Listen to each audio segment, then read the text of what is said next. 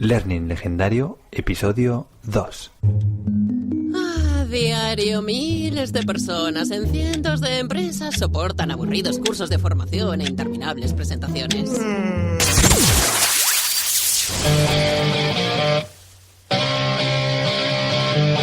¿Te dedicas a la formación o deseas hacerlo? ¿Te gustaría crear experiencias de aprendizaje más eficaces y participativas? Entonces, este es tu podcast. Aquí encontrarás ideas, consejos y herramientas para hacer mejores formaciones. Aprende de la mano de otros formadores expertos. Esto es Learning Legendario.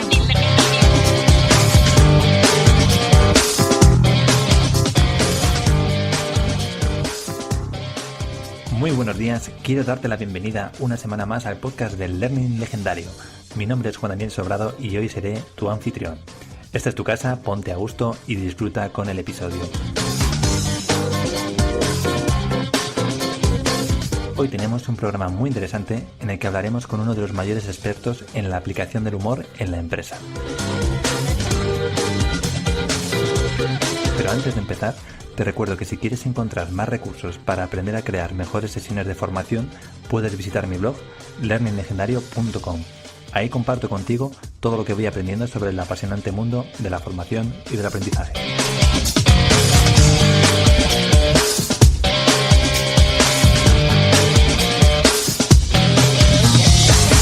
Para este nuevo episodio del podcast tengo el placer de contar conmigo con Eduardo Jáuregui. Eduardo es un hombre polifacético y trabaja como consultor, conferenciante, formador y autor de varios libros. Junto con Jesús Damián Fernández fundaron humorpositivo.com, una consultora con la que poder ayudar a las empresas a implementar la diversión en el trabajo. Bueno, Eduardo, ¿qué tal estás?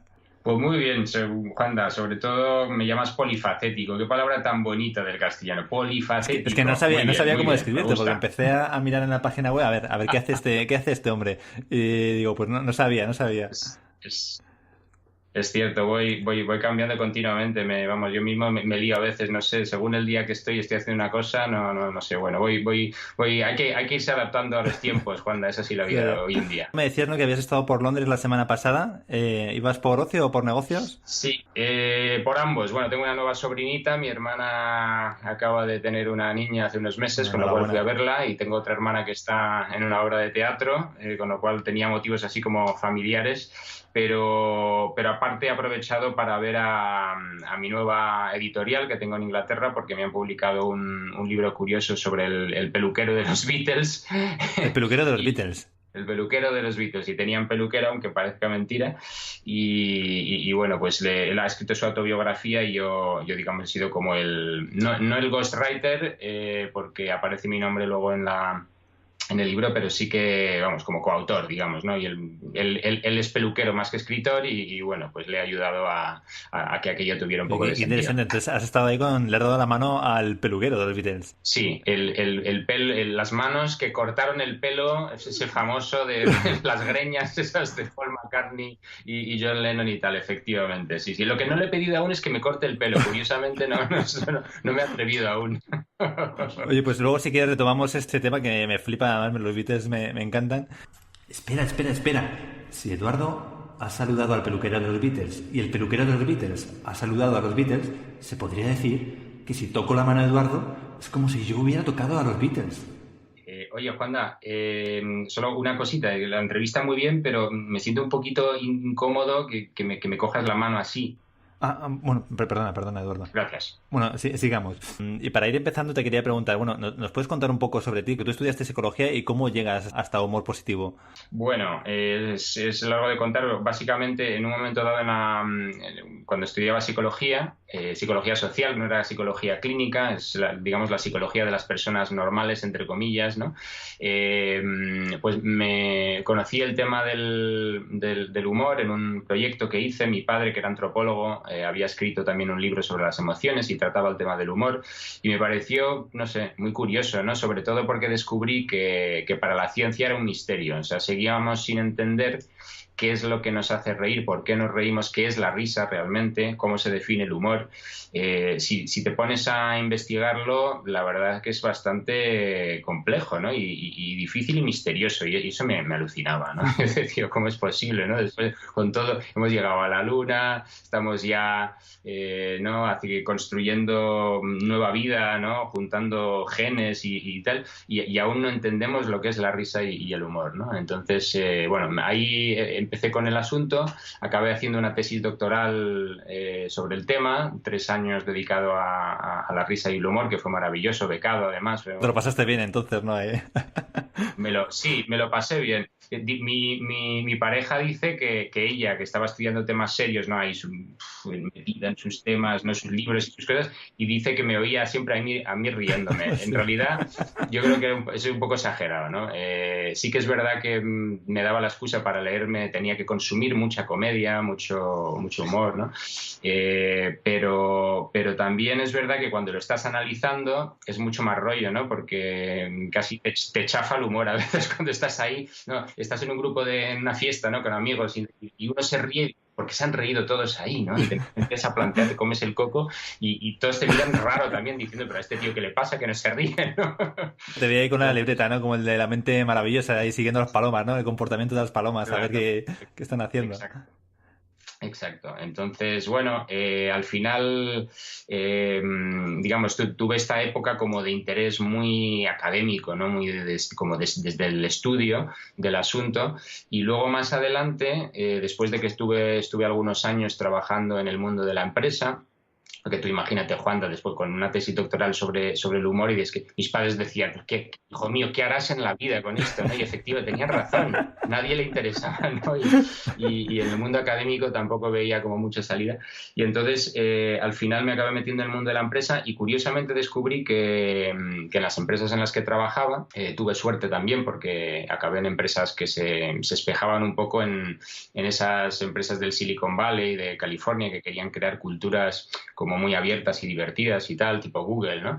Y entonces a ellos les interesa, o sea, yo veía que había un interés por el tema del humor aplicado, que yo tampoco lo conocía mucho, pero sí que por mi formación y por mi forma de ser y todo, pues lo entendí enseguida y colaboré en algunos proyectos dentro del Departamento de Recursos Humanos para crear, por ejemplo, eventos divertidos, para colaborar en la decoración de la empresa, para darle un toque como más informal.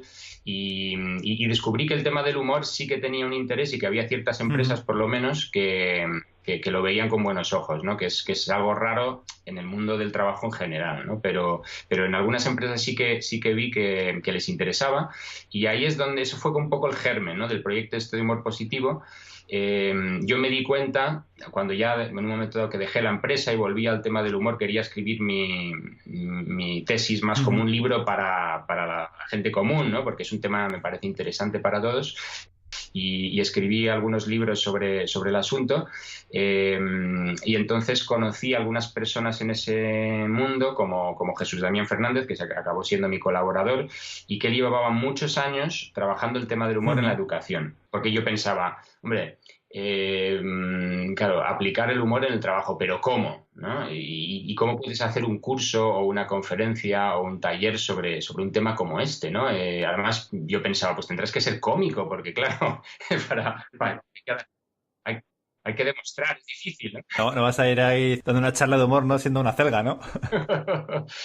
Y bueno, la verdad que me resultaba un poco, o sea, me daba un poquito de miedo, la verdad. Me parecía una cosa muy ambiciosa y tampoco entendía, no lo veía tampoco, ¿no? Y yo había oído hablar de la risoterapia, fui a alguna cosa de risoterapia también, pero tampoco era eso. ¿Qué te parece decir lo de la risoterapia? Porque yo también fui a una sesión y no me gustó nada. O sea, me disparaba otra cosa y era ahí como forzar la risa de manera artificial, que bueno, que al final te reías, pero... No, a ver, es una técnica que está bien, o sea, creo que como tantas cosas, para alguna gente le va mejor que para otra, ¿no? O sea, hay gente que a lo mejor pues entra en ese tipo de juegos que se hacen, ese tipo de dinámicas, y si entras, bueno, es que puedes montarte y, vamos, echarte unas risas como no te has echado en tu vida, ¿no? Yo creo que sobre todo para personas a lo mejor que han tenido dificultades para reír o no tienen un grupo de amigos, un entorno en el que o una familia, ¿no?, en la que se permite la risa. En mi familia es el contrario, ¿no? Aquí somos, bueno, pegamos para todo, ¿no? Mucho grito y mucha risa y somos como muy celebratorios, y entonces ese problema no lo tenemos. Pero a lo mejor alguien que no lo tiene, pues puede encontrar como un entorno en el que, bueno, tienes la libertad, ¿no?, para reírte, para hacer el tonto y tal, y está muy bien. Pero yo vi que no era eso lo que yo quería. Yo buscaba otra cosa, ¿no? Lo mío iba más por el tema del ingenio y de otro tipo de humor más, quizás más adulto, ¿no? Entonces conocí a Jesús Damián Fernández, le vi hacer alguna sesión y cuando le vi dije, esto es lo que yo quiero, esto es lo que estoy buscando, ¿no? Desde la luz. Vi que Jesús realmente estaba haciendo un tipo de trabajo muy divertido, pero a la vez también muy serio y con mucho conocimiento del mundo que él había trabajado, que era el mundo sobre todo de la educación y del trabajo social, que él es trabajador social y educador, ¿no? Y ahí empezó la cosa. Entonces empezamos a crear un curso con su experiencia y el tipo de formación que él hacía, y yo añadiendo la parte de empresa, ¿no?, y de trabajo, que conocía bastante bien ese mundillo. Porque elaborando este curso, imagino que a la hora de venderlo a las empresas tendrías que explicar los beneficios que aporta el humor, o me refiero, ¿cómo hacías para vender algo tan intangible, ¿no?, como es el tema del humor, cuando parece que las empresas están mucho más centradas en el tema de la productividad, la resolución de conflictos y todos estos temas? Claro. Hombre, YouTube evidentemente tienes, o sea, la forma de vender algo así, tienes que ir por ahí, ¿no? Y decir que el humor tiene una serie de beneficios que al final van a repercutir en cosas como la productividad, la relación con el cliente, la venta, este tipo de cosas, ¿no? Y bueno, la verdad que es que hay muchos estudios y muchos datos que apoyan esto, ¿no? Entonces, digamos, no voy a decir que sea fácil venderlo, pero sí que hay muchos argumentos para ello, ¿no? Y es por eso que hay tantas empresas como Google y otras muchas, es la más conocida, ¿no? Conocemos, ¿no?, esas oficinas que tienen con toboganes y con futbolines y todo tipo de cosas, piscinas de bolas y cosas divertidas así, pero hay muchas más, ¿no? ¿Y por qué se lo toman tan en serio? ¿Es una especie de, no sé, como un capricho o algo así? No es ningún capricho en absoluto, es una estrategia que tenían en Google desde el principio, y ellas mismas estaban inspirándose en otras empresas que desde los años 70 han ido innovando nuevas formas de crear espacios de trabajo que fomentan la innovación, que fomentan el trabajo en equipo, y esto está luego, se apoya en una serie de estudios científicos que se han ido haciendo también a partir de los años 70, que básicamente van demostrando que las emociones positivas nos preparan para el trabajo serio. O sea, las emociones negativas están asociadas con un mecanismo que se llama de lucha o huida, que es más conocido, que es la idea de que pues te ataca un tigre y tú tienes que salir corriendo, te subes al árbol o te enfrentas con la lanza. No es el momento para hacer un brainstorming, ¿no? Cuando te viene el tigre, ¿no? No hay tiempo. Entonces, las emociones negativas sirven para eso, tienen como un beneficio, digamos, de supervivencia inmediata. Mientras que las emociones positivas lo que hacen es crean una situación en la que la gente se siente segura y es como, vale, este es el momento para crear, este es el momento para aprender, este es el momento para compartir con los demás. Y si tú piensas desde tu propia experiencia, cuando tú ríes y estás a gusto, ¿no?, con un grupo de personas, estás riendo, suceden varias cosas. Una es que te apetece estar con esa gente, creas como un vínculo, hay un lazo, hay esta palabra que me gusta mucho en castellano también, que es complicidad, ¿no? Sientas esta sensación de complicidad cuando te ríes con la otra persona y eso hace que estrechas el vínculo, ¿no? Y eso es como un recurso que tú construyes, ¿no?, con esa persona, y que es un recurso que puede servir para el futuro. Entonces, las emociones positivas, lo que ahora entendemos en la psicología positiva, hay una teórica que se llama Barbara Fredrickson que habla de esto, que dice las emociones positivas te sirven para crear recursos de los que luego tú puedes tirar en el futuro, ¿no? Una vez que yo he creado un vínculo contigo, porque hemos estado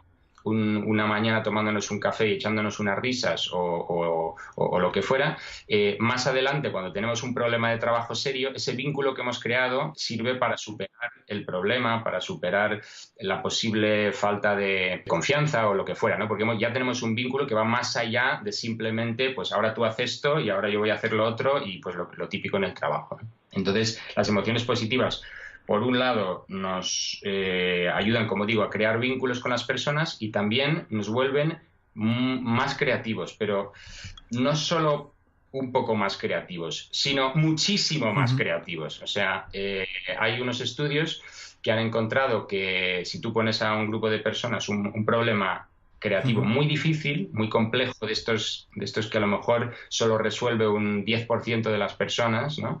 Si tú luego les pones antes un vídeo cómico de 5 minutos, en el típico vídeo que te ves, típica tontada que te mandan por YouTube, de estas, pues y tú ya ríes un poco. Después de haber visto ese vídeo, resulta que las posibilidades de resolver ese problema muy complicado, muy complejo, se multiplican por 4 o 5. Pasada. O sea, pasas de un 10% de las personas que lo resuelven a un 60 o 75% de las personas que lo resuelven. Esto es un efecto brutal. No, pues que parece mentira, sí.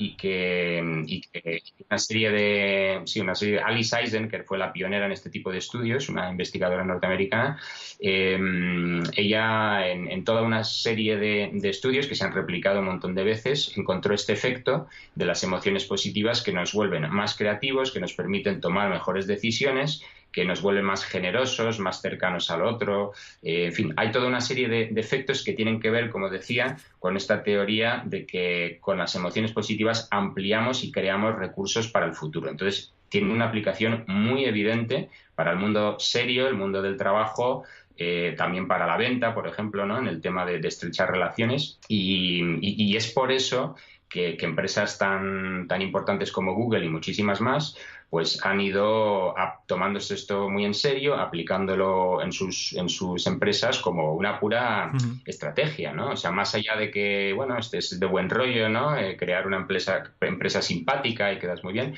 pero más allá de eso realmente tiene beneficios, ¿no? Y esto es algo que es fácil de comprobar. Bueno, la verdad que voy apuntando aquí cosas y tengo montones de preguntas. Con esto que decías de las empresas, bueno, en el libro, que lo recomiendo también, el de beneficios del humor en el trabajo, contáis muchos ejemplos, y parece que muchas veces estas cosas vienen más de empresas americanas. ¿Se pueden aplicar estas cosas en la empresa española? Me refiero, tal como es la cultura española y cómo entendemos los negocios. ¿Vosotros habéis visto que esto es posible? Sí. Bueno, por supuesto, por supuestísimo. Además, parece que los españoles somos gente seria, ¿no? Y aburrida. O sea, yo a veces digo que quizás esto, más que importarlo del Silicon Valley, tendríamos que estar exportándolo, ¿no? Desde nuestro buen rollo mediterráneo. Han hecho estudios en los que han preguntado a los ejecutivos de varios países en qué países les gustaría trabajar y cómo ven las culturas de distintos países, y en Europa España está muy bien valorada en cuanto a la cultura de trabajo, concretamente en ese aspecto de no tomarse las cosas demasiado en serio, de ser gente más divertida, y sabemos que somos gente muy dicharachera. No hay nada más que ver cuando pasa algo que enseguida empiezas a recibir los memes por WhatsApp y dices, pero bueno, la gente cómo ya ha sido capaz de crearse, y te partes de risa. Por supuesto, sí. Claro, los principales humoristas al final estamos descubriendo en esta época de Internet que no son los profesionales, y son ¿no? de todo tipo de personajillos que tenemos en distintos lugares, ¿no? de la geografía y del tejido empresarial también, que gente muy ingeniosa, ¿no? Y yo creo que también es verdad que en España pues hay un estilo de empresa, digamos, viejuno, de muy jerárquico, y eso también existe, ¿no? Y puede generar a veces bloqueos en ese sentido, ¿no? Esta cosa de González, ¿está usted sonriendo? No, jefe, yo sufro, y vuelves al ordenador para demostrar que sufres y por tanto que lo estás haciendo bien, ¿no? Tenemos a veces un poco esa idea, pero eso no es solo aquí, eso es en todo el mundo, esto existe, ¿no? Y cuando yo hablo de Google y del Silicon Valley, eso en Estados Unidos también se considera una excepción, o sea, es algo relativamente raro y no es la norma, ¿no? Aunque cada vez se va difundiendo más. Yo creo que el humor se puede aplicar, y queremos nos gusta, ¿no? Es algo que se aprecia en la humanidad en general. Lo que pasa es que luego en cada cultura hay distintos gustos, hay distintas culturas humorísticas, también distintas culturas empresariales, y todo hay que irlo adaptando, ¿no? Entonces tampoco es cuestión de hacer lo que hace Google. En cada lugar pues encontramos formas distintas, ¿no? Y nosotros en nuestra experiencia en humor positivo hemos conocido muchísimas empresas aquí en España que esto lo aplican a su manera. Les encanta, ¿no? Se están orgullosos de ello. Incluso hay también gente que me ha dicho, esto antes en España se hacía mucho más, en realidad, ¿no? Sí, como que nos hemos querido volver más europeos y más, por lo tanto, pues son más serios y con la cara más larga, ¿no? Parece que para hacer las cosas bien, pues eso, ¿no? Tienes que, ¿no?, ser más nórdico, ¿no? Y cuando no es eso, ¿no? Yo creo que es posible mantener ese lado divertido y simpático de la parte mediterránea sin necesariamente caer en la falta de disciplina y llegar tarde a todas las reuniones, etcétera, que a veces también pasa aquí, ¿no? O sea, creo que hay que buscar un término medio y aprovechar lo bueno, quedarnos con lo bueno y no deshacernos de ese lado simpático que tenemos. ¿Y recuerdas algún ejemplo de empresa española que lo haya aplicado, que te haya gustado o que te llame la atención? Hay muchísimas. Hay una que tengo cerca de casa, que les conocí hace un par de años porque me invitaron a hacer una entrevista para alguna televisión y eligieron esta empresa porque yo no la conocía en ese momento. Se llama La Despensa. La eligieron porque la decoración ya del lugar es bastante divertida. Se llama La Despensa, es una empresa de marketing, y ellos tienen, como se llama La Despensa, tienen como un chorizo gigante, un salchichón, no sé lo que es, pero de dimensiones gigantescas, que cuelga en medio de la especie de sala de 3 plantas que tienen, porque es como un espacio, digamos que las 3 plantas están como unidas, ¿no? Entonces se pueden ver, y a este salchichón que cuelga ahí en medio. Y aparte esto, entre muchísimos otros detalles, ¿no? Pero una cosa que me encantó es que han creado algo que yo no lo he visto ni en el Silicon Valley ni en ningún otro lado, una idea absolutamente genial, que es la palanca disco. Es como una especie de palanca que tienen, que cuando le dan a la palanca, ¡chaca!, se apagan las luces normales y se encienden unas luces de discoteca y arranca el sistema de sonido.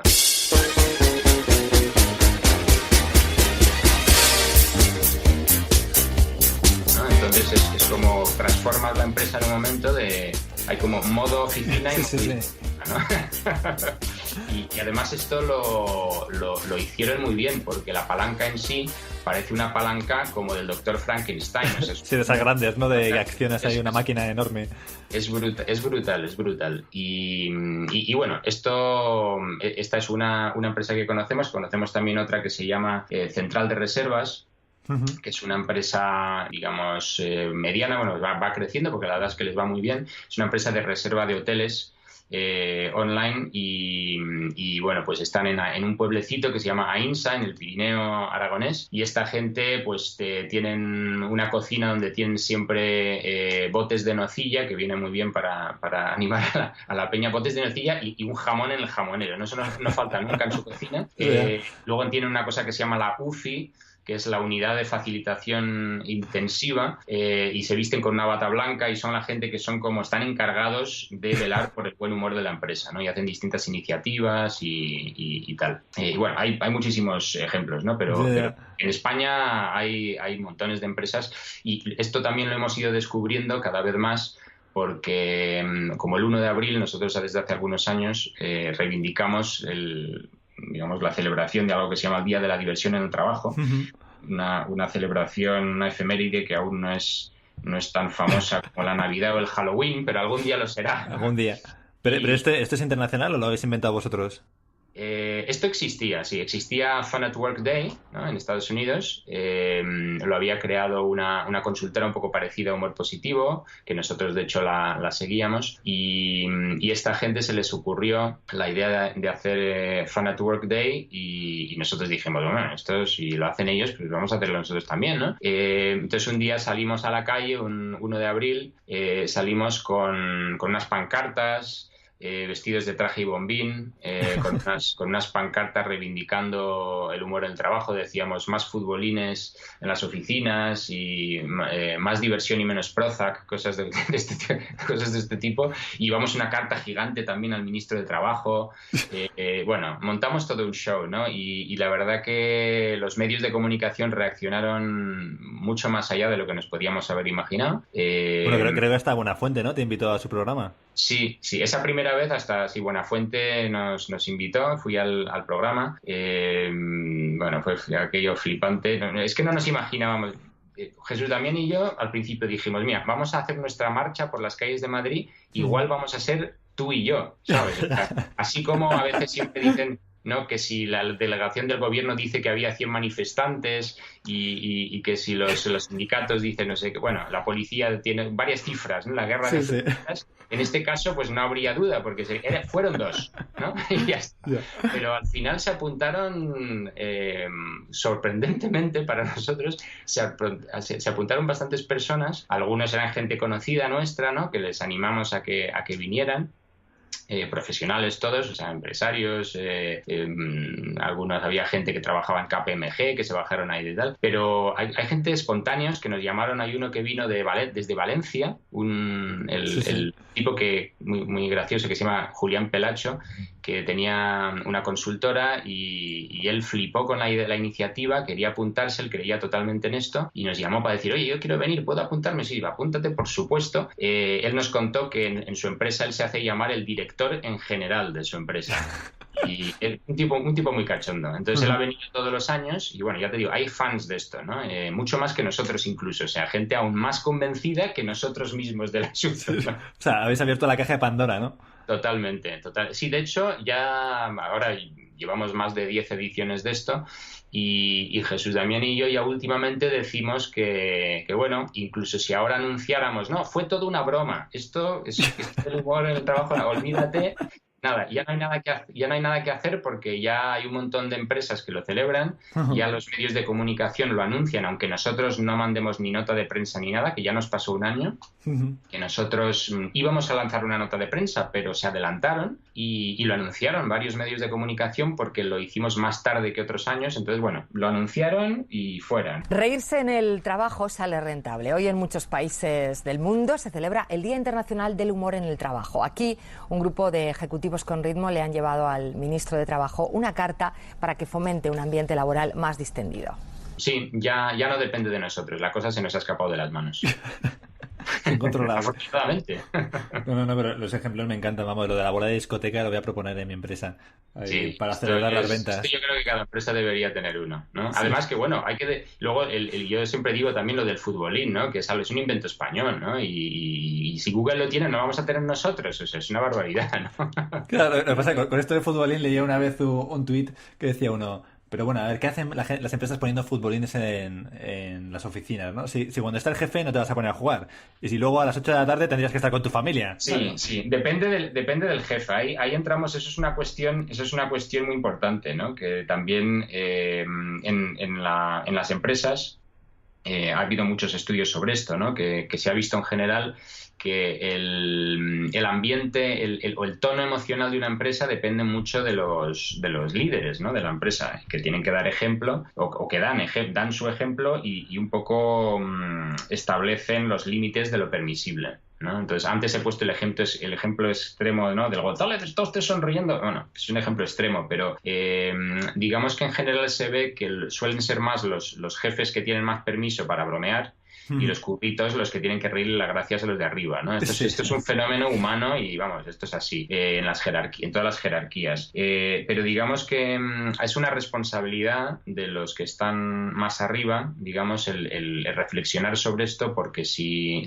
los jefes no ríen y no miran con buenos ojos, ¿no?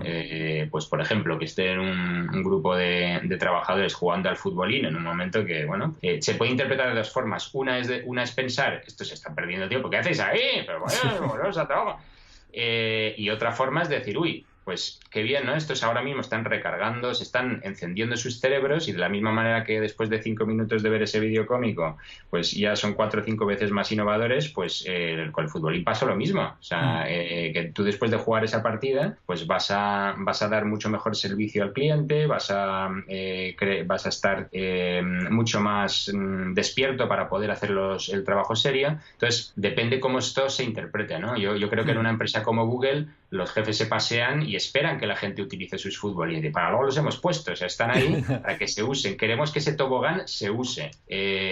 ¿Por qué? Porque queremos fomentar un tono emocional positivo. Bueno, y aparte que, bueno, pues en vez de irte a 10 minutos a tomarte un café o echarte un cigarro, pues mira, qué mejor forma de que estar ahí con los compañeros, ¿no? Claro, es que de hecho una cosa es el coffee break y otra cosa es el recreo. O sea, yo creo que nos han timado, ¿no? Así ya de mayores, antes teníamos el recreo y ahora nos hemos quedado con el coffee break, que sí, está bien, pero no es lo mismo. Entonces, si tuviéramos momentos, ¿no?, en los que realmente pudiéramos, se permitiera, ¿no?, disfrutar. Fíjate hasta qué punto somos absurdos los seres humanos, ¿no?, que incluso estirarse, o sea, estirar los brazos, la espalda, las piernas, el moverse, digamos, ponerse en posturas físicas. Aquí Eduardo se está estirando delante de mí. Sí, estoy bastante. Y yo es que he sido profesor de yoga también, ¿no? Por eso me fijo mucho en esto. Entonces, solo cambiar de postura, alguna postura que no sea o sentado en tu silla o caminando de un lado al otro, ¿no? O ahí con tu tacita de té o tu vasito de plástico de café o lo que fuera. Salirte de esas posturas ya está mal visto en cualquier ambiente adulto, ¿no? A no ser que estés en el gimnasio, ¿no? Y cuando en realidad pasamos tantas horas dentro del espacio de la oficina que claro, esto es terrible. Cualquier animal, cualquier gato, perro que tú tengas en casa, te darás cuenta que cada vez que se va a mover se estira, ¿no?, antes de moverse. Y esto es, vamos, absolutamente natural, y no solo natural, sino fundamental para el buen mantenimiento de nuestro sistema corporal, ¿no? Entonces, ahora vivimos en una sociedad en la que esto está mal visto y por lo tanto acabamos todos con un montón de problemas de espalda que son los motivos principales de bajas laborales, los problemas de espalda. Sí, por no levantarte un ratito, ¿no?, y hacer unas pausas.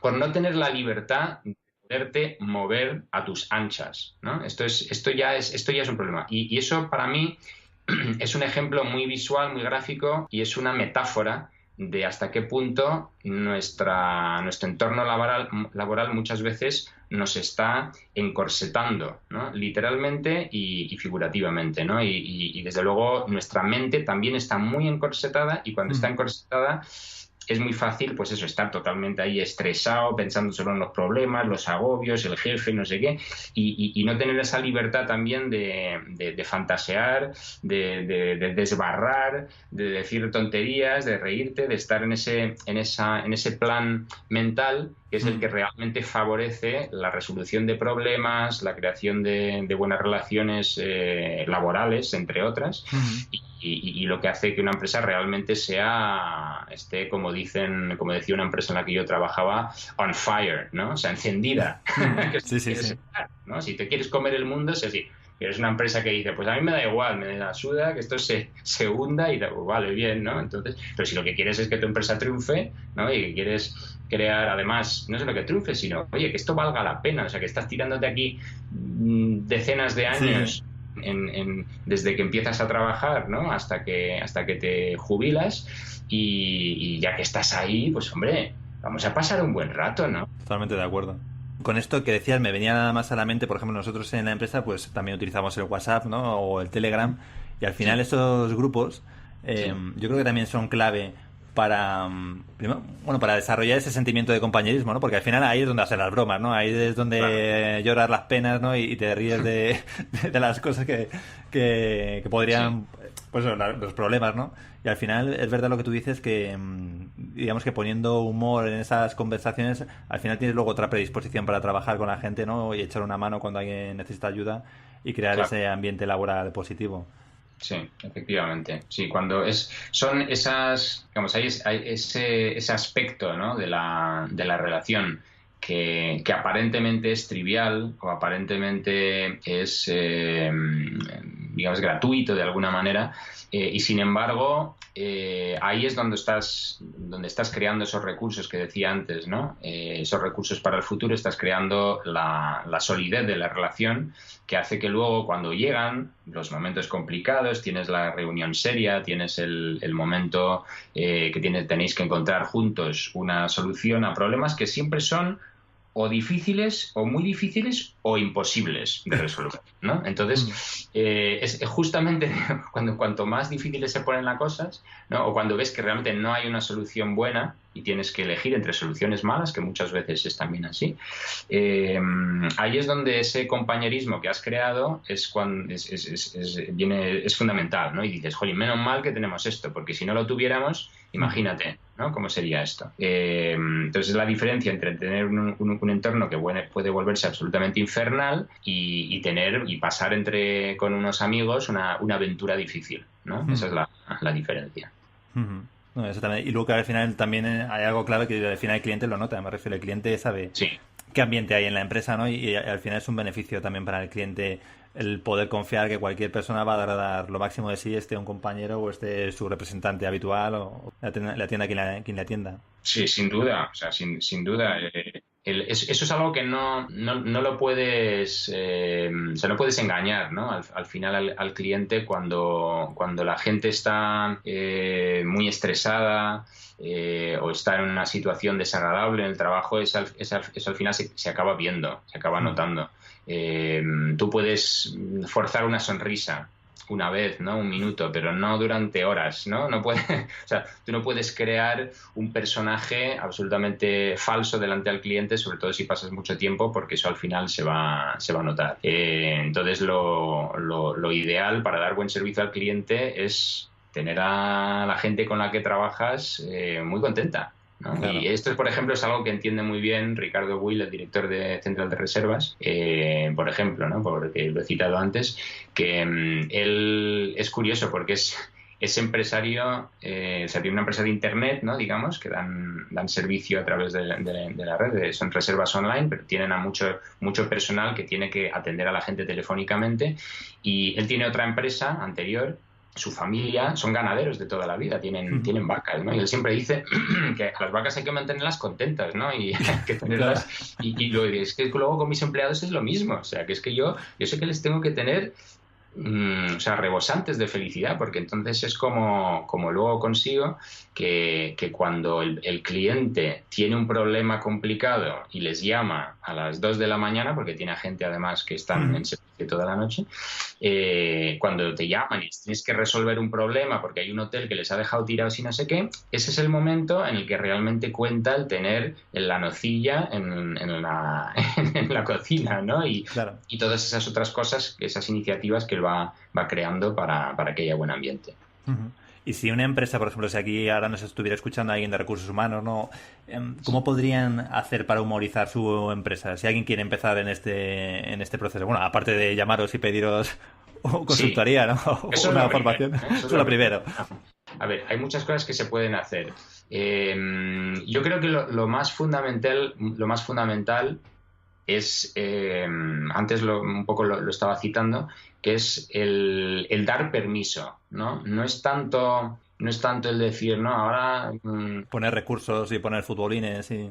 Claro, no es tanto el que pongas un futbolín o digas ahora hay la hora de las canicas a tal hora, o yo qué sé. Todo el mundo a reír, venga. Venga, ahora tenemos todos a las 3:45 en la hora de la risa.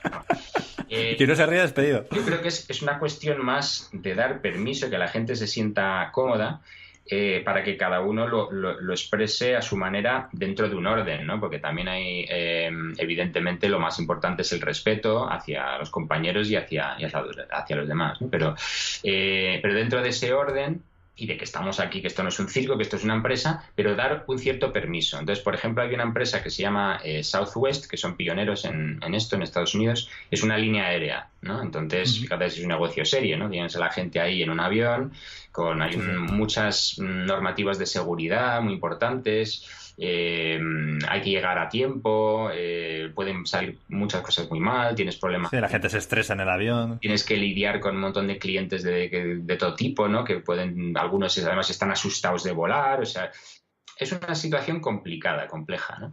Y esta empresa desde el primer momento decidió que quería crear una empresa divertida, simpática, que la gente tuviera la posibilidad no solo de reírse entre los compañeros, sino de bromear con el cliente. Esto fue una cosa bastante arriesgada que hicieron. Y entonces, por ejemplo, las instrucciones de emergencia que todos estamos muy acostumbrados a escuchar, ¿no? Como si las mascaritas de...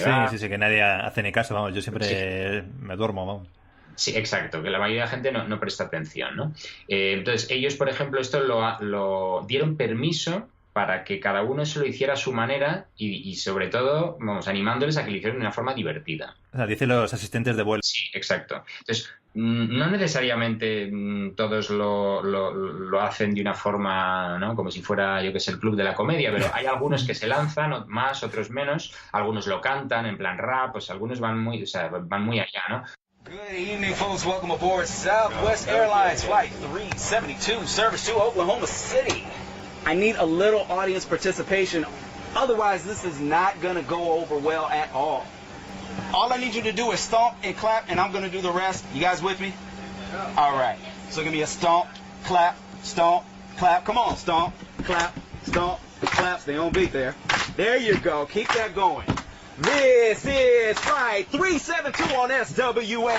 The flight attendants on board serving you today. Teresa in the middle, David in the back. My name is David and I'm here to say... Otros a lo mejor simplemente pues le añaden alguna pequeña nota, ¿no? Había uno, por ejemplo, que decía: damas y caballeros, esto es un vuelo de no fumadores. Si pillamos a alguien fumando en este avión, le invitaremos a sentarse sobre el ala, donde podrán contemplar nuestra película de a bordo, lo que el viento se llevó.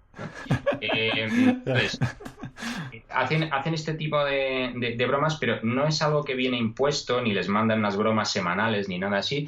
Lo único que hacen es les dan permiso, les dicen: en esta empresa está bien visto hacer esto. O sea, si haces esto, tú vas a crear una mejor relación con el cliente.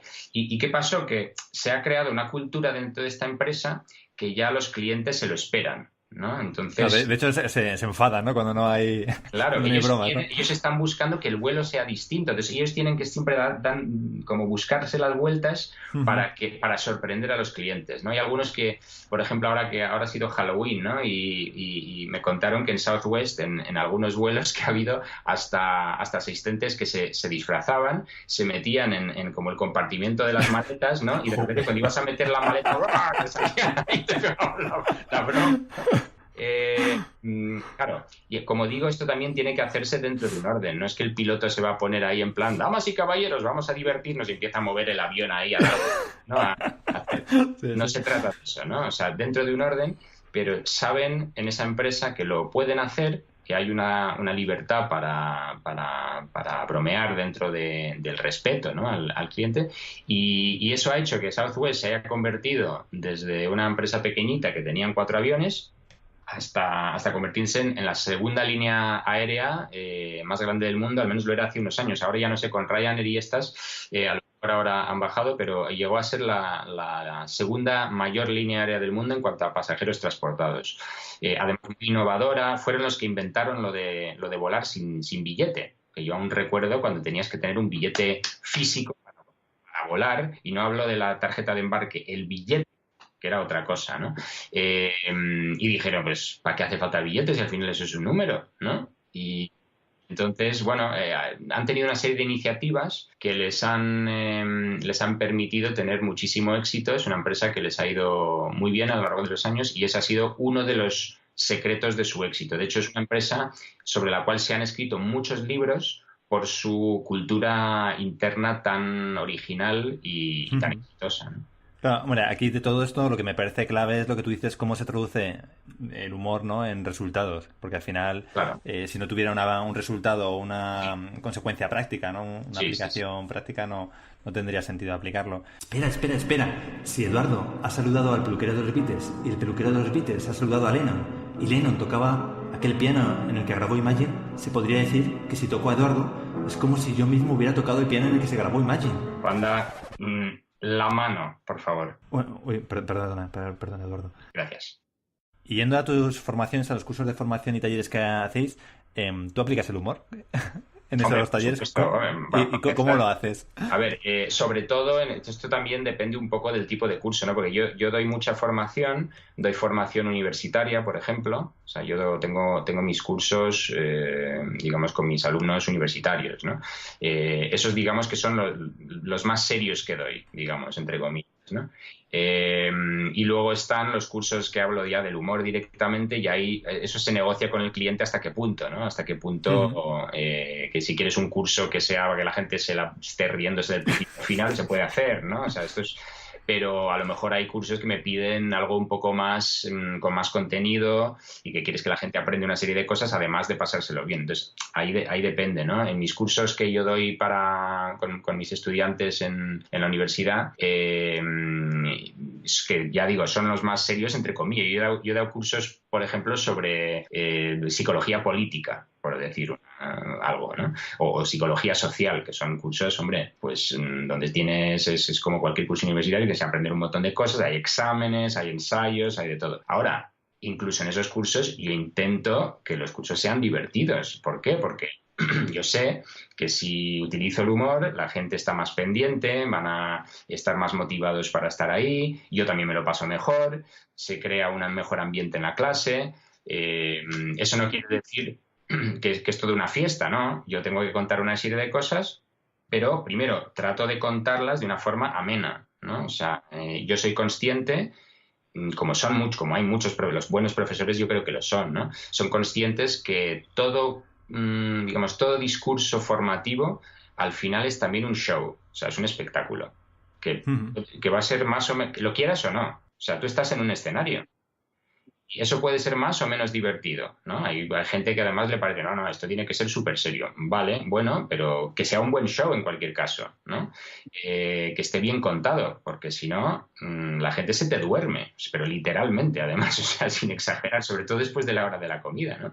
Entonces tú ahí tienes que dar...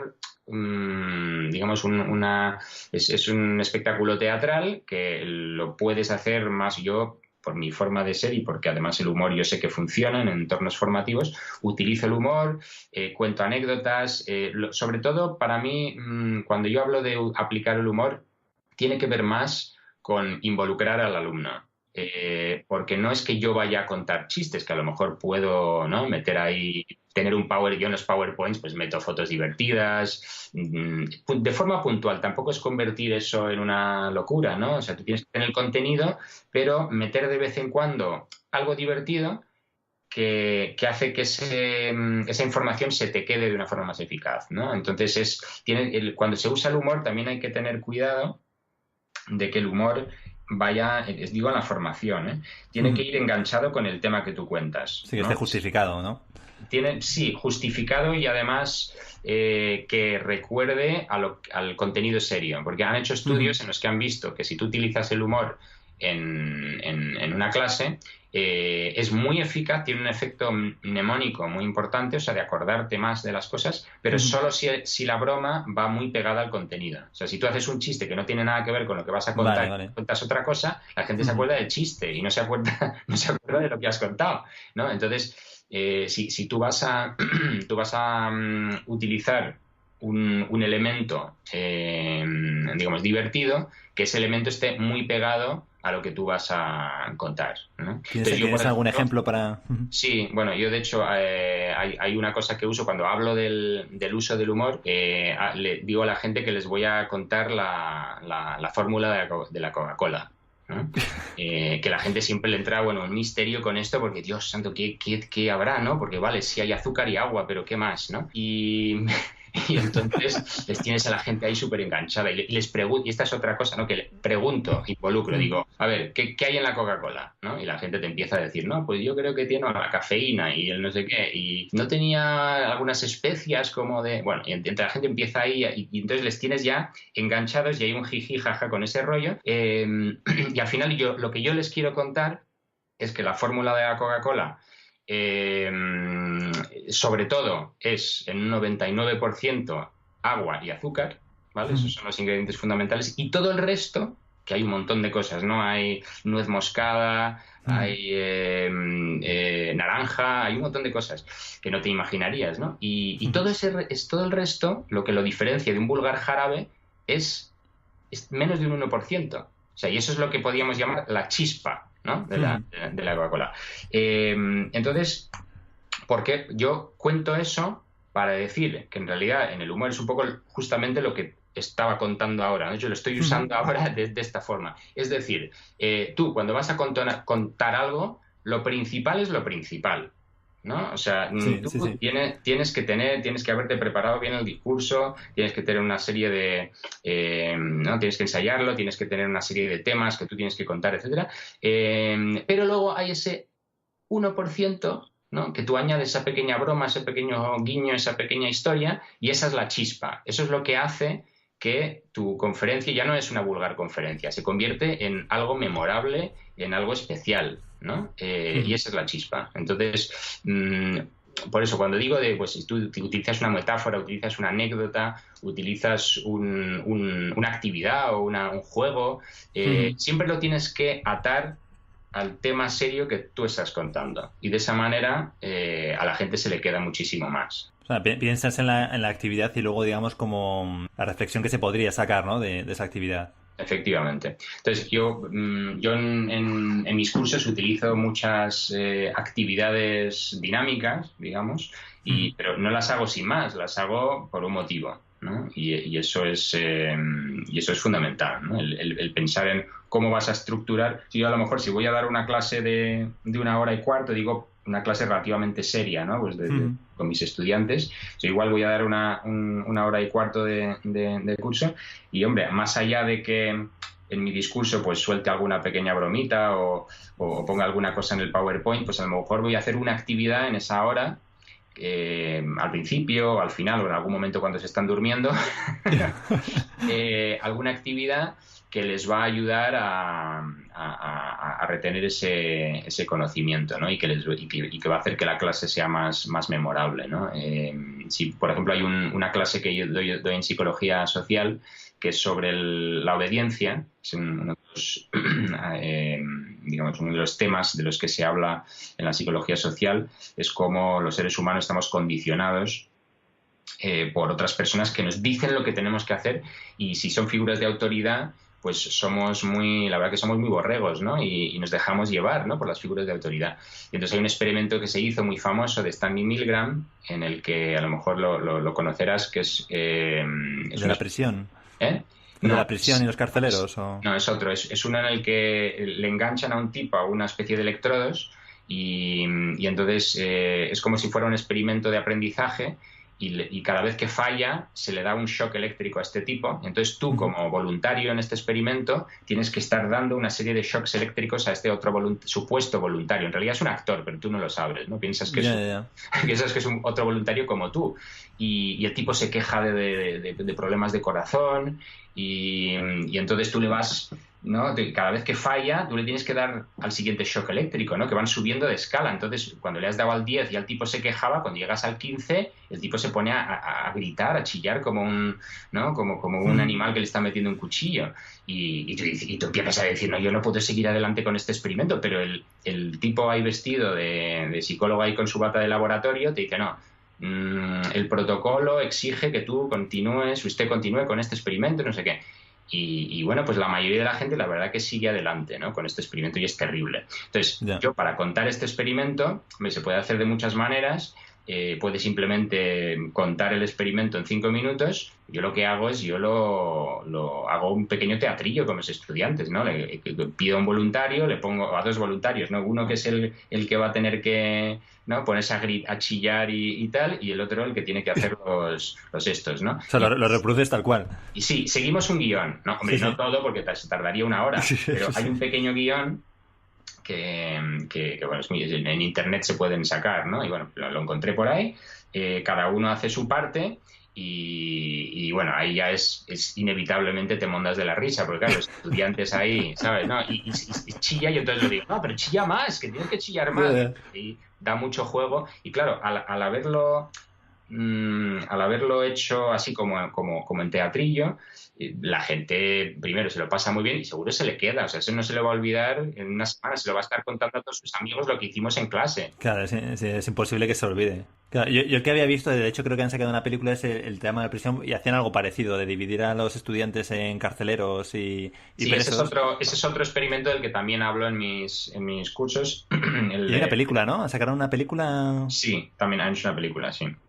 Y creo que también incluso, no sé si hicieron también un programa como una serie de televisión en los años 80 o algo así. Bueno, este es otro experimento también muy, muy conocido de la psicología social y muy inquietante, ¿no? Por los mismos motivos, porque descubrieron que al poner a distintas personas en roles distintos, ¿no? Rol de carcelero, rol de prisionero, empezaban a comportarse como esos roles, ¿no? Y ir más allá de lo que el experimento en principio exigía. Sí, te hubieras imaginado, ¿no? O sea, que se empezaban a maltratar a los carceleros, a los prisioneros. Bueno, imagino que así también se explican cosas terribles, ¿no? Como el nazismo, que te parece impensable hoy en día y dices, ¿cómo puede llegar una persona o un soldado a obedecer y hacer esas cosas, ¿no? Efectivamente, estos estudios, de hecho, muchos de ellos fueron el trabajo de judíos que habían emigrado o de hijos de judíos que habían emigrado de la Alemania nazi y que estaban intentando responder a esta pregunta, ¿no? ¿Cómo es posible que personas aparentemente normales y tantas personas, ¿no?, colaboraran en un sistema de genocidio muy bien organizado, ¿no? Decían, ¿cómo es posible esto? Entonces, estos experimentos lo hicieron ver. Estamos alejando un poco del tema, ¿eh? Sí. Estamos entrando en temas muy chungos, Juan. No. Volviendo a las formaciones, ¿te ha pasado alguna vez...? ¿Perdona? Fascinante, pero terrible. Sí. Es que es lo que tiene que hablar con Eduardo, que es que empiezas y ya no puedes parar. Que, volviendo al tema de las formaciones, ¿te pasa alguna vez que algún participante, a lo mejor pensando en la empresa, no quiera hacer algún juego, algún ejercicio? Sí, hombre, claro. Sí. ¿Y cómo gestionas ese tipo de situaciones? A ver, yo lo que siempre digo es que o sea, yo no obligo a nadie, o sea que no es posible en un curso de este tipo, sobre todo porque yo pido a la gente que haga cosas muy raras, ¿no? Entonces yo no puedo exigir a la gente que hagan lo que no quieren hacer. Por supuesto, ¿no? Son libres. Pero bueno, sí que invito, ¿no? Y Jesús, Damián y yo en estos cursos invitamos a los participantes a estar en estas dinámicas. Si hay alguna persona que por cualquier motivo pues simplemente pues no quiere, no se atreve, no puede, lo que sea, pues le damos la bienvenida para que ¿no?, se queden fuera de ese ejercicio, y si quieren en algún momento unirse, que se unan, o se unen más adelante, o lo que fuera. A veces nos ha pasado que hay personas dentro de un curso que realmente son muy resistentes, ¿no? Y a lo mejor o incluso desde el primer momento nos dicen, ¿no?, que yo para estas cosas es que yo no puedo, ¿no? Yo no. Y hemos encontrado que normalmente esas personas al principio efectivamente ¿no?, tienen esas barreras, ¿no?, se encuentran con esos muros, ¿no?, propios, quizás construidos o que les han impuesto de alguna manera, y que con el tiempo, ¿no?, al pasar el curso, y sobre todo si es un curso largo, cada vez van entrando más y finalmente se dejan un poco como arrastrar por el grupo, ¿no?, o estar acompañados por el grupo. Hay gente que simplemente pues esto no le gusta, no lo quieren hacer, y pues ya está, pues muy bien, pues haces otra cosa, ¿no? Haces un curso de macramé o de yo qué sé, está muy bien, ¿no? En general hemos visto que aunque es verdad que nuestros cursos a veces exigen mucho, ¿no?, en ese sentido de demostrarse. ¿Te refieres a que exigen mucho de participación de los asistentes? Sí, de participación, donde tienes que exponer mucho, pero la mayoría de las personas al final están buscando esto. Eso es lo que hemos visto, ¿no? O sea, que realmente la mayoría de las personas buscan el recreo están buscando la excusa para poder relacionarse de una manera más lúdica, ¿no? Y de una manera que a lo mejor no se nos permite normalmente. Buscan esa libertad. Y lo único que hay que conseguir es crear un espacio seguro para que puedan hacerlo, ¿no? Y entonces eso es nuestro trabajo, ¿no? O sea, yo considero que mi trabajo, sobre todo, ahí es crear un espacio en el que la gente se sienta segura. Y bueno, pues eso es un poco la complejidad que tiene esto, ¿no? O sea, eso es un arte también, ¿no? Yo a lo largo de los años he ido aprendiendo, ¿no? A ayudar a las personas a entrar en ese espacio. Porque a nivel práctico, para crear ese espacio, ¿utilizas alguna técnica o simplemente es algo que cuentas de palabra, de explicar en qué entorno vamos, en qué marco vamos a trabajar? O técnica. No, o simplemente empiezas con ejercicios, ¿no? O, no sé, ¿cómo lo haces? Creo que sí, digamos, es más que técnicas, hay como un poco, hay una parte de actitud, hay una parte de estrategia también, quizás. O sea, por ejemplo, nosotros vamos incrementando el nivel de participación poquito a poco, ¿no? O sea, en un curso, de a lo mejor, yo qué sé, 8 horas o tal, pues a lo mejor los primeros ejercicios que haces van a ser cosas muy sencillas, en el que todo el mundo tiene su pequeño momentito para participar, pero bueno, pues digamos, no se sienten muy expuestas, ¿no? Y poquito a poco pues van entrando, se van acostumbrando, conocen a las personas, van sintiendo a gusto con las personas, de tal forma pues que cada vez logran ir incrementando, ¿no? Esa participación y ese nivel. Y una vez que ya ves, ¿no? Tú ahí como facilitador del curso, pues tienes que ver un poco cómo va la cosa y ves si algo lo puedes hacer o no, hasta qué punto puedes llegar, si alguna persona necesita un poco más de apoyo. El grupo también, le animas a que el grupo anime a los demás, también eso es otro muy, muy fundamental. Mucho aplauso, mucha celebración, mucho que bien lo estamos haciendo. Hay una cosa que nosotros también insistimos mucho, y que bueno, tú conoces muy bien, porque además nosotros también nos conocemos del mundo de la improvisación teatral, ¿no? Y es una cosa muy importante, que es el tema del fracaso, ¿no? Que evidentemente cuando tú pides a la gente que haga cosas delante de los demás, todo el mundo se siente un poco asustado porque dices, uy, ¿y si lo hago mal? ¿No? ¿Y qué van a pensar? Y todo esto, ¿no? Eso es... entonces, una de las primeras cosas que hacemos es insistir mucho en que todo lo que se haga aquí está bien hecho y todo lo que se diga aquí está bien dicho. O sea, no hay error, ¿no? No hay error. Y al mismo tiempo os vamos a pedir hacer cosas imposibles que os van a hacer que estéis aparentemente equivocando continuamente. Pero eso está bien. ¿Por qué? Porque eso demuestra que eres humano, ¿no? O sea, si yo pidiera que esto lo hiciera una máquina, lo haría perfectamente. Ahora, sería un rollo absoluto, ¿no? Sí. Pero la máquina lo haría perfectamente. Entonces, nosotros insistimos en no solo aceptar el error, sino celebrar el error. No decir, esto quiere decir que tú eres humano, ¿no? Esto es maravilloso que te equivoques. Entonces, ahora, esto es fácil decirlo e imposible hacerlo, porque enseguida ya te entra, ¡ay, pero qué mal me ha salido!, ¿no? Inevitable, pero es una práctica, ¿no? Y a lo largo del curso, como que la gente va entendiendo ese aspecto también, ¿no? Y dar a la gente esa libertad, y se lo decimos directamente, o sea, mira, os vamos a dar aquí y os pidemos que os deis entre vosotros la libertad para equivocaros, la libertad para decir tonterías, para, o sea, aquí no importa lo que salga, ¿vale? Porque estamos solo probando. Esto es experimental. Esto no tiene... Sí, nuestro campo de pruebas. Es un campo de pruebas. Entonces, si tú pones esas reglas por delante, ¿no?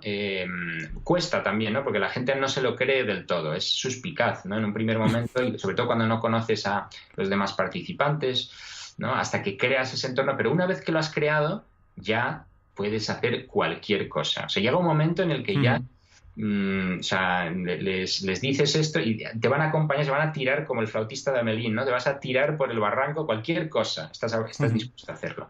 Y yo, por ejemplo, antes hablábamos de la risoterapia. Los cursos de risoterapia, yo lo que veo es que son para gente que está ya un poco curtida o joder, hay que ser muy buen facilitador, ¿no? Yo en entornos de empresa donde la gente muchas veces tiene mucho ego, ¿no? Sobre todo en los altos mandos y tal, gente que está muy... en su rol, ¿no? Su rol de jefe o en su... Claro, los jefes y los superjefes y los superjefes. Esta gente que tiene mucho rol, no mucho estatus, a esa gente le cuesta mucho desprenderse de su máscara, ¿no? Entonces tú ahí crear la situación. Yo he encontrado que he trabajado, por ejemplo, con gente en asociaciones de apoyo al cáncer, ¿no? A víctimas del cáncer y tal, que dices, pues esa gente cómo se va a reír. Al contrario, esa gente, o sea, tiene muchas ganas de reírse, mientras que los grandes ejecutivos, les cuesta muchísimo más, ¿no? Y dices, ¿será posible? Y entonces tienes que, digamos, o sea, requiere mucha paciencia, ¿no? Lo que hablaba de la risoterapia, que esa gente que tiene como un ego muy grande o lleva un estatus, ¿no? Una carga de estatus muy grande, soltarse en un curso de risoterapia con el tipo de planteamientos tan extremos, ¿no? Juegos como muy infantiles, ¿no? Que se plantean en la risoterapia normalmente, es muy duro, o sea, es como droga dura eso, ¿no? Entonces, yo para hacer los ejercicios que se suelen hacer en risoterapia, que uso algunos también, ¿no? Pero eso lo puedo hacer al final de un curso, cuando la gente ya está muy curtida, ¿sabes? Porque si no, algunos van a entrar y otros les va a entrar un rechazo brutal, ¿no? Eso es lo que yo, al menos en mi experiencia, es lo que he visto, ¿no? Entonces, por eso a mí lo de la risoterapia, lo que he visto por lo menos me resulta bastante arriesgado para un público general y sobre todo para un público de tipo empresa, ¿no? Mientras que, por ejemplo, los ejercicios más de tipo improvisación teatral, digo, graduándolos, ¿no? Desde algo más sencillito hasta cosas más complicadas, me parecen más asequibles para un público que no conoces de buenas a primeras, ¿no? Que quizás deberíamos explicar un poco de qué va esto de la impro teatral, porque tú y yo lo sabemos, pero quienes nos escuchan a lo mejor nada, ¿no? Sí, una de las cosas que haré es invitar también a Javier Pastor, nuestro maestro, que fue el profesor de impro de Eduardo y mío. Un fenómeno. Y básicamente, bueno, la improvisación teatral es crear una obra en el momento, pues a partir de un motor que puede ser, pues, frases que te da el público o una música o cualquier otro, digamos, otro estímulo. Y la verdad que yo con Eduardo, nosotros hemos pasado muchísimos sábados riéndonos, pero de dolor en la tripa, vamos. Es que para mí, digamos, la impro teatral ha sido una de las claves de mis cursos. Empecé a hacerlo por eso, de hecho. Y claro, es lo más parecido en el mundo adulto a lo que hacen los niños a los 5 años cuando dicen que juegan. O sea el juego, digamos, de fantasía, ¿no? O sea, de cuando tú, pues vamos a jugar a los piratas o, ¿no? Que cada uno asume un rol, vais a contar una historia, pero entre todos. Entonces no sabes lo que viene después, ¿no? Y a lo mejor alguien de repente se convierte en un gato y pues ya de repente es un gato y hay que aceptar que es un gato y ya está, ¿no? Entonces las reglas se van creando sobre el camino y esto es algo que a los niños les resulta muy natural, pero a los adultos parece como que hemos perdido esa capacidad, que es un poco lo que hablaba antes de cuando estamos tan encorsetados, ¿no? Y nos hemos hecho un montón de barreras mentales que no nos permiten salirnos, ¿no? De esas rutas, esas rutinas que nos hemos creado, y la impro es fantástica para romperlas, ¿no? Y para crear aparte de otras cosas, ¿no? Es una herramienta de flexibilidad mental alucinante. Sí, el otro día me preguntaba Carles en una entrevista para Presentásticos, que es otro podcast, sobre las ventajas de la impro, y yo le decía eso, que aparte de esto que comentas de la creatividad, ¿no? También a mí lo que me aportó sobre todo es confianza, pero confianza plena, ¿no? En que vas a poder resolver los problemas, en que, bueno, la vida tiene sus momentos duros, pero que al final se sale, ya sea solo con compañeros, pero eso que al final las cosas se pueden de alguna forma resolver, ¿no? Y que hay recursos para hacerlo y disfrutar en el proceso. Y a veces si no disfrutas, por lo menos aprender en el proceso. Absolutamente. Sí. Eso tiene muchísimos aprendizajes la impro. Desde un nivel muy superficial de simplemente pues que te da quizás tablas escénicas para muchas cosas que puede venir muy bien para hablar en público y cosas así, hasta temas muy profundos, ¿no? Muy profundos de filosofía de vida, vamos, de eso, ¿no? De saber que al final la vida la vida se improvisa, ¿no? La vida no tiene guión y que al final pues sales, ¿no? La encuentras el final. Sí. Aparte de la impro, ¿qué otras cosas podría hacer a nivel personal alguien para incorporar el humor en su vida? ¿Darías algún consejo? Sí, bueno, sí, a ver, evidentemente en el humor y en la comedia tú ves a alguien como Buenafuente, ¿no? O gente que tiene esa comicidad, vamos, que son profesionales de esto. A ver, tampoco se trata de llegar a eso, pero sí que podemos hacer algunas de las cosas que hacen los cómicos profesionales, ¿no? Como, por ejemplo, inspirarse en otros. O sea, hay que consumir comedia, ¿no? O sea, si tú ves te conoces a todos los sketches del Slutier de Monty Python, las películas de Chaplin, o sea, tú ahí vas acumulando una serie, ¿no?, de recursos que luego te pueden servir, ¿no? Entonces, una cosa es consumir, incluso analizar. Yo, bueno, desde mi trabajo del humor, yo he tenido que analizar millones de chistes y de sketch y de todo, porque lo he hecho de una forma académica, ¿no? Tampoco hace falta llegar a esos extremos, pero sí que tener esa curiosidad, ¿no?, de decir cómo funciona el humor, ¿no? Y por qué un chiste contado de una manera no es igual que contado de otra manera. O sea, ¿por qué? ¿Sabes?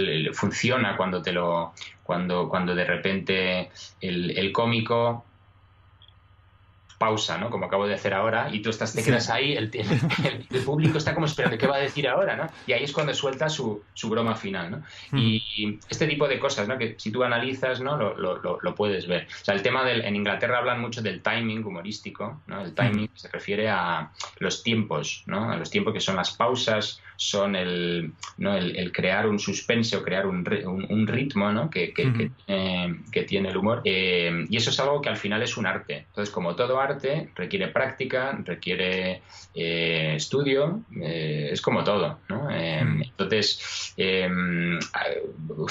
¿qué se puede hacer? Tampoco es que haya muchos cursos sobre esto. A mí la impro teatral, a mí desde luego me ha dado, y el teatro en general, o sea, no solo la improvisación, pero el teatro y el teatro de comedia, fíjate tú, que también hay mucho teatro de comedia, ¿no? Pero aquí en este país el teatro, aunque hemos tenido una de las culturas teatrales más importantes de la historia universal, pero la tenemos muy olvidada, ¿no? O sea, realmente hemos perdido gran parte del interés por este arte, y ahora se está recuperando en estas últimas décadas, pero bueno, tenemos ahí ¿no? Sí, que la gente vaya al teatro y que vea humor, ¿no? Y que se divierta. Ir, pero también hacer. O sea, también hacer. Que para mí el teatro es algo que debería estar en todos los colegios. O sea, todos los niños deberían hacer teatro, y en algunos países es así, ¿no? En Inglaterra todo el mundo hace teatro. ¿Y qué sucede? Pues que luego dices, uy, qué buenos los actores ingleses, mira, están en todas las pelis americanas. Pues claro, es que todos hacen teatro. ¿No? Entonces, y luego les ves cómo hablan en público, y uy, qué bien hablan en público. Pues se están comiendo el mundo. Claro, es que hacen teatro, ¿no? Entonces, bueno, para mí el teatro es donde tú aprendes a expresarte, ¿no? Es una práctica de expresión. Entonces, eso para mí es fundamental. Luego, bueno, hay cursos específicos. Por ejemplo, yo he trabajado un poco el ámbito también del clown, que es un tipo de teatro muy específico del humor, humorístico, donde la nariz es casi como una herramienta, ¿no? Y una herramienta a veces también para explorar mundos emocionales, también aspectos filosóficos de la vida. O sea, realmente tiene mucha profundidad. Hay un... Bueno, de hecho, el otro día veía tu charla TED. Bueno, aquí donde escuchéis a Eduardo tiene ahí su charla TED, donde creo que es la única que he visto donde se hayan repartido narices de payaso a los asistentes. Que yo sepa, sí. Y nosotros hemos repartido muchas narices por la geografía nacional y también internacional. Ahora mismo me acaba de llegar ahora mismo un cargamento de 500 narices para los próximos cursos que voy a dar, porque solemos repartirlas. Para ir descubriendo, ¿no? Porque cada uno descubre un poco su clown interior, que es un concepto que hay por ahí, que nosotros hemos aprendido de un tipo que se llama Jesús Jara, que él es clown profesional, pero es que formador de clown, ¿no? Sobre todo es conocido como formador de muchas generaciones de clown. Aquí en España, está en Valencia, y bueno, tiene varios libros sobre el clown. El más conocido es El clown, un navegante de las emociones, ¿no?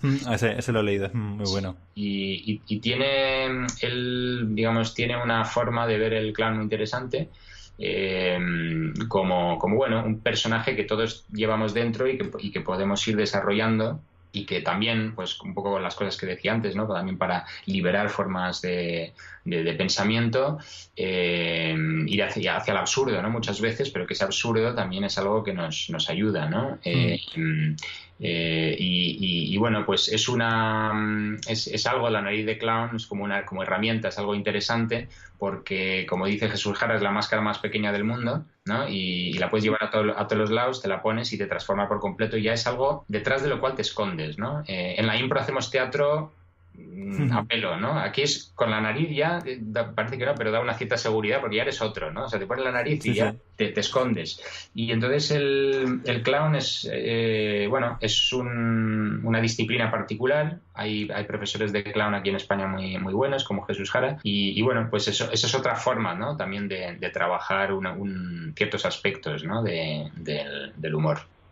Luego hay otra cosa. Nosotros también en nuestros cursos damos cursos para contar chistes, o sea, no cursos, pero vamos, como un pequeño mini taller, ¿no? Para contar chistes.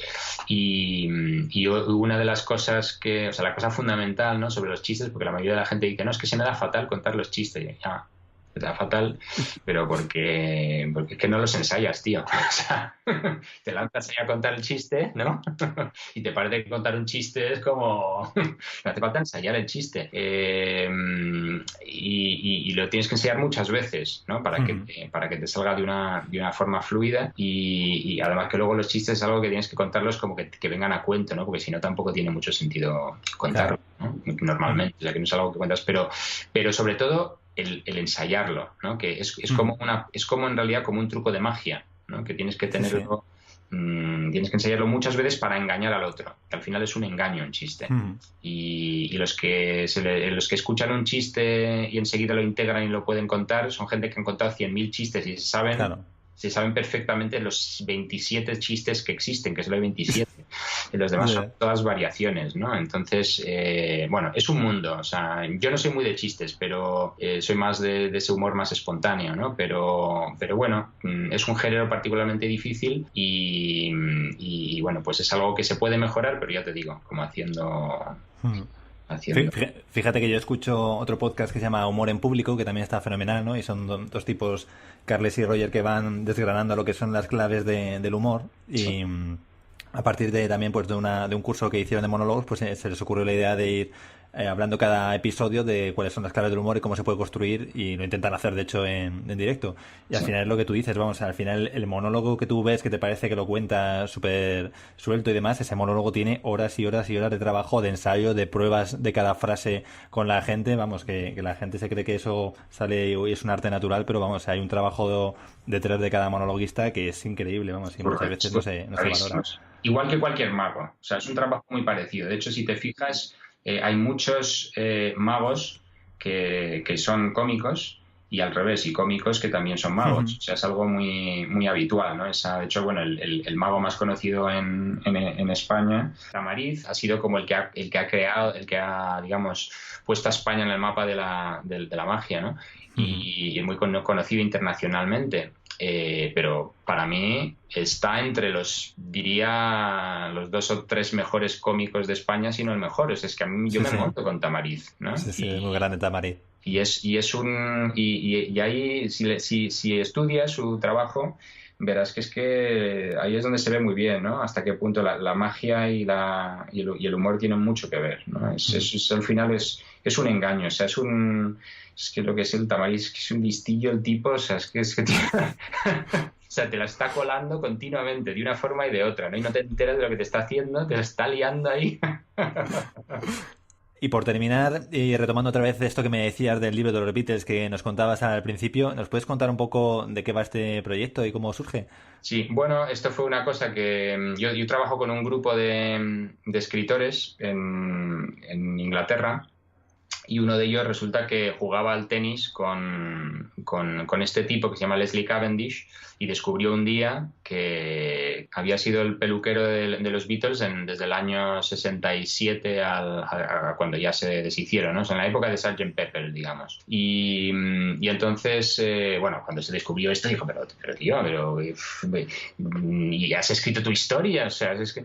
Y el tío dijo, sí, pues la verdad es que lo he escrito, pero bueno, no sé muy bien cómo hacer para publicarlo. Y entonces este tipo enseguida firmó un contrato con él y bueno, el manuscrito que tenía no tenía una gran calidad porque claro, él dejó el colegio a los 16 años para ponerse a aprender el arte de la peluquería, etcétera, y ya estaba cortándole el pelo a Paul McCartney a los 19 años, ¿no? Entonces ya, digamos, no tuvo la oportunidad para mejorar sus habilidades de escritura. Entonces, bueno, me pasaron a mí el proyecto, yo lo reescribí todo y bueno, es fascinante, ¿no? El personaje, porque no solo fue, digamos, no solo les cortaba el pelo, sino que cuando iba a casa de Paul McCartney a cortárselo, ¿no? Llegó la novia de Paul McCartney, llegó a la peluquería de Vidal Sassoon, donde trabajaba Leslie, y le dijo un día que a ver si no le importaría pasarse por su casa a cortarle el pelo, ¿no? Y Leslie era súper fan de los Beatles, ¿no? Fan,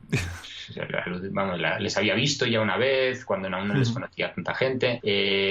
Era súper fan, tenía el pelo igual que ellos, y entonces fue a casa de Paul McCartney y la verdad que encontró que Paul McCartney era un tipo muy majete, muy así informal, le cortó el pelo así en su cuarto de baño, se echaron unas risas, luego le invitó a un té, le tocó algunas cosas nuevas que estaba componiendo, y nada, y luego se acostumbró, le cortaba el pelo y luego se solía fumar unos petas ahí en su, ¿no? Ahí fumaba un poco de marihuana que en la época estaban empezando y bueno, luego empezó a cortar también a John Lennon y a George Harrison, a Ringo no tanto porque Ringo tenía una mujer que era peluquera, con lo cual pues tampoco le hacía falta, pero luego le empezaron a invitar, siguieron amigos, le empezaron a invitar también al estudio de grabación, acabó yéndose con ellos al Magical Mystery Tour.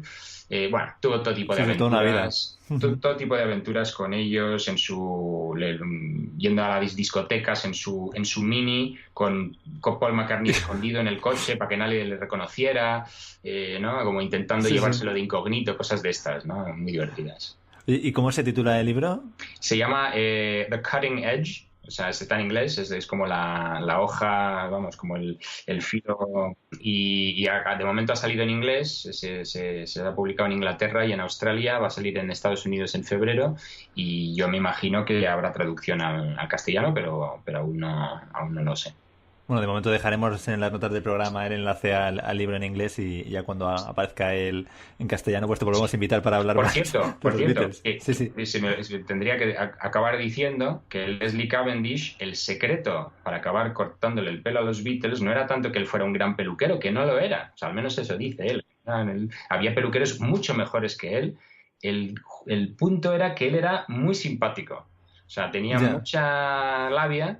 Y entonces ahí también el sentido del humor fue la clave para conquistarse primero a Paul McCartney y luego a los demás, ¿no? O sea, ese lado jocoso que él tenía y hablador y divertido y tal, ese aspecto de vendedor que él había aprendido de su abuelo, que vendía zapatos en un mercadito de Londres, él lo aprendió de su abuelo y eso fue la clave para realmente conquistarse a los Beatles. O sea que fíjate tú, sí. Sí, que a veces es más importante, ¿no? El don de gentes, ¿no? Sí. De hecho, muchas veces es más importante el don de gente, casi siempre diría. Sí. Pues muchísimas gracias por compartir estas anécdotas. Y por último, ¿dónde te puede localizar la gente que quiera contactar contigo? Pues tenemos la página web de Humor Positivo, que es humorpositivo.com, y ahí aparece mi email, que es eduardo@humorpositivo.com, y luego tengo mi propia página web también, que es donde aparecen mis libros, etcétera, eduardojauregui.com, o sea que en cualquiera de los dos ahí estoy. Vale, fenomenal. Pues lo pondremos también en las notas.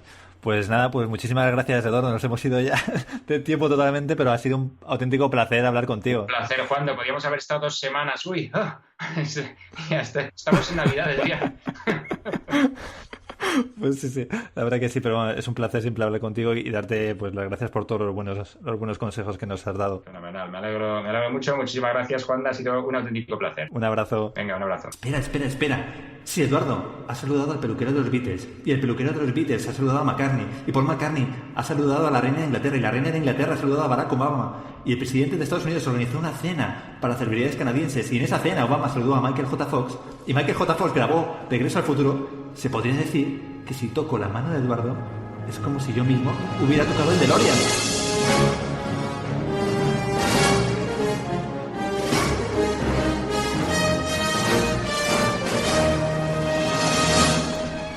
Bueno, esto ha sido todo por hoy. Espero que hayas disfrutado y aprendido con esta entrevista tanto como yo. Si quieres que hablemos, te invito a conectar en el grupo de Telegram de Learning Legendario. Me encantará recibir también tus comentarios sobre el podcast. Y si escuchas desde iTunes, te agradeceré muchísimo que dejes una reseña positiva y tus 5 estrellas. Que tengas una muy buena semana y no te pierdas el próximo episodio. Y como siempre, te deseo mucho éxito en tu próxima formación.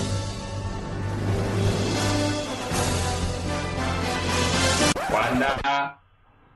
¿La mano? La mano.